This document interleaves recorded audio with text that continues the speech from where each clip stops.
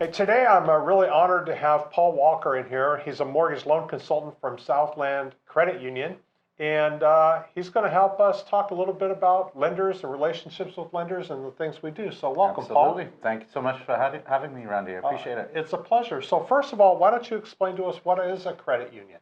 So a credit union basically is like a bank, but instead of being a customer or a client, you're a member. So you're a part, not necessarily owner of the credit union, but you get access to all services that the credit union offers, all loans that they offer, but you have to be a member to get those. You can't just walk in and say, can I get a loan? I mean, you could, but then we'll have to say, well, we have to let you join first and make sure you get established a membership. So to do that, for example, with Southland, you have to either live or work in Los Angeles County or Orange County and make a small $25 deposit, and now you can be a member, and now you have access to all of our loan products and services. So are there advantages to being a credit union member when it comes to getting a mortgage over going straight through a bank? Yes, there are, because typically our rates are better. Our rates are extremely competitive. We also have access to some portfolio loans that we offer through the credit union. And some big banks also have portfolio loans. But because we're a little bit smaller than a big bank, obviously you get more customer-focused service, more member service, as we would call it, because you're not a customer, you're a member, and you're basically part of the group. You're not like some number who walks in the door. Right, and you see that a lot with big banks. That you basically either fit in the box or you don't, and there's no discussion whatsoever. With Southland, maybe there's a little room for personal give and take. And there's a lot of members who are coming in on a regular basis, and they're greeted like, hey, how are you doing? Good to see you again. And it's a bit more of a family atmosphere than just a little bit of a cold bank. Right, and I've noticed that a lot. There's a much more of a connection. Right. So Paul, tell me, how can I recognize a great lender other than this handsome gentleman sitting next to me? Well, of course, the great lender's right here. That's why we're here together. Yes. No, I mean, a great lender obviously is going to offer fantastic products, but it goes way beyond the product. Service is the most important thing. Right. Responsiveness. Are you going to listen to what the member is looking to achieve? Are you going to create a plan that achieves their goals? Or are you just going to try and give them a loan that's going to get them a house and that's it? It doesn't matter how high your rate is or how quickly or slow you close. We're looking to create a plan and what's right for you. That's what makes a good lender. And to be responsive and to answer questions and not be pushy. So speaking of being responsive, one of the issues that as realtors, we work nights, we work weekends. Most of our clients are working their regular jobs, 9 to 5.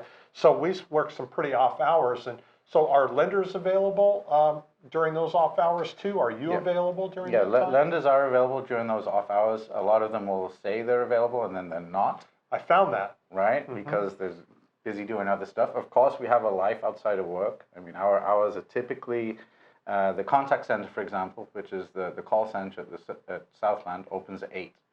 So my phone starts ringing at 8 because I'll get referrals from there. And then we close at 6. So I'm literally 8 till 6 going most of the day. Right. With a short break here and there. But then my phone doesn't stop at 6 because you've got clients calling me, you've got realtors calling me. But yes, I'm responsive. I do operate a lot by text as well and always get an answer to you. And if I'm busy at the time, I'll be sure to shoot you a text back and say I'm not available right now, but I will be in 2 hours. Awesome. So one quick question, kind of moving forward a little bit. You may not have heard, but prices are kind of high right now, and interest rates have gone up a little lately. Yeah. So, would you say now is a good time to buy? Well, you've got kind of that perfect storm, haven't you? Of high prices in the market with houses and high interest rates. And unfortunately, what that's doing is it's pricing a lot of people out of the market. A lot of buyers are not able to buy the house that they want. But I don't see the home prices coming down anytime soon, because there's a lack of supply on the market. So what you're actually doing, if you do buy right now, you're buying an appreciating asset that still has a lot of potential to go much higher. And what we project at Southland is that the rates will come back down. So even though you've got a high rate right now, let's say you're at 7.5%, 8% right now on a 30-year fix. Don't say 8, Paul. Yeah, I don't want to say that number. But it could be happening soon. Yes. I know. If the rates come back down in the next year or two, we can refinance at that much lower rate, and you still have that house. So you're able to get into the house, you're able to manage your payment, and then you have the knowledge that that payment is very likely going to drop once the rates drop. So is it a good time? There's two schools of thought. I would say yes, because you're buying an appreciating asset and you're getting your foot in the door right now and you're getting a house. And real estate has proven to be one of the best investments out there over the long run. Yeah. So I would say yes. But be careful that you buy the house that you want and don't just buy one just to get in the market.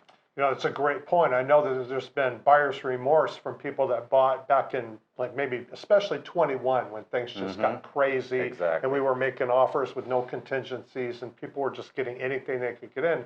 And now they're looking back going, maybe that wasn't the best idea. But I think that's a great place to sum it up. And thank you very much, Paul. We're going to have some more of these discussions as we move forward, and I hope you enjoyed this one. Be sure and share or like this video. I sure would appreciate it.